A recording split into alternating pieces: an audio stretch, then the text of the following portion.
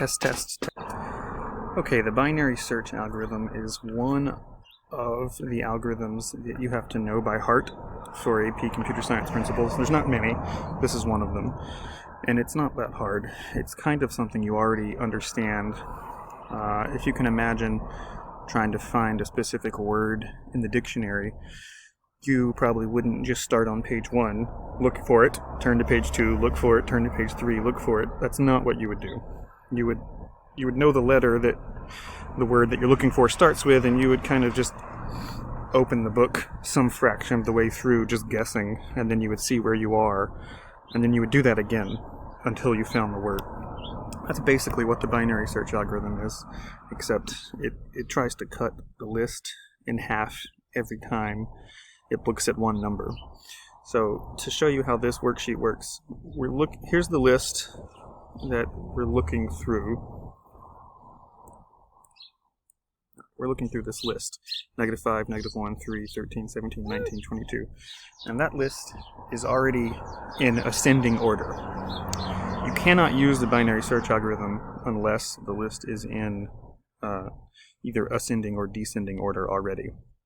So later we'll learn how to get a list to be in order with a different algorithm, but let's just assume it's already in order and we're looking for a number. The index is like in the arrays in C. The first number is index 0, and then 1, and then 2, and then 3. So that's just like the address of each number in the list. If we're looking to see if -11 is in this list, what you do is you look at how many spots there are in the list. So there's 14. You take 14 and you divide that by 2 to tell you, go look at spot 7. So here's spot 7. Now find the number in spot 7 and compare that to the number that you're looking for. If the number you're looking for is this number, then you found it. If the number you're looking for is smaller than this number, which it is, then we know we can ignore the right half of this list. Because it's already in order, we know our number's not going to be over there. So -11 must be in the left half of this list.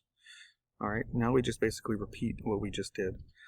Now the biggest index is 6, so you take 6 and divide that by 2.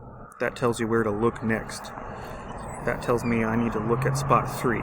So here's spot 3, and the number that's in spot 3 is 13. So now I'm going to compare the number I'm looking for with 13. -11 is smaller than 13, so I can throw away the right half of the remaining list. Now the biggest index is 2, so I'm going to divide 2 by 2, and that's going to tell me go look at spot 1. There's spot 1. The number in spot 1 is -1. Is -11 smaller than -1? Yes, so I can throw away the right half.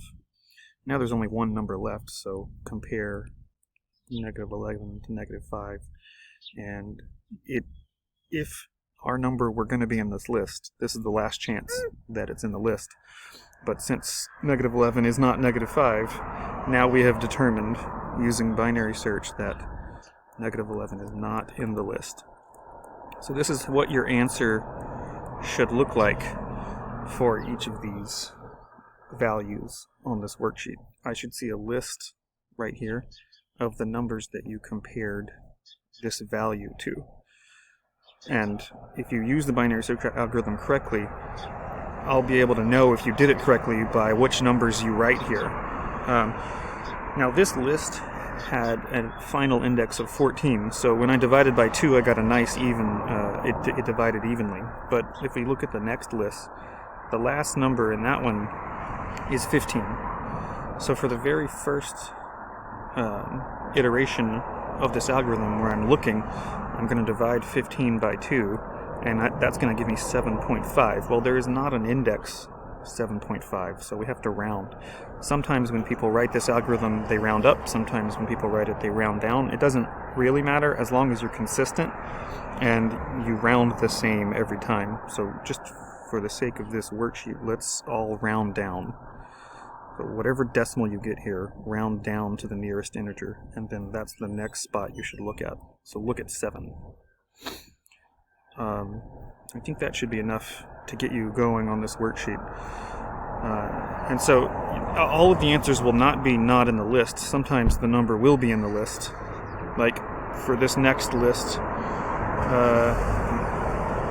no, not that. Maybe for this, -1, number 2 is in that. Don't just tell me, it's in the list because you looked at it and you found it. That's not, I want you to actually go through the binary search algorithm, write down these comparisons, and then come to the conclusion.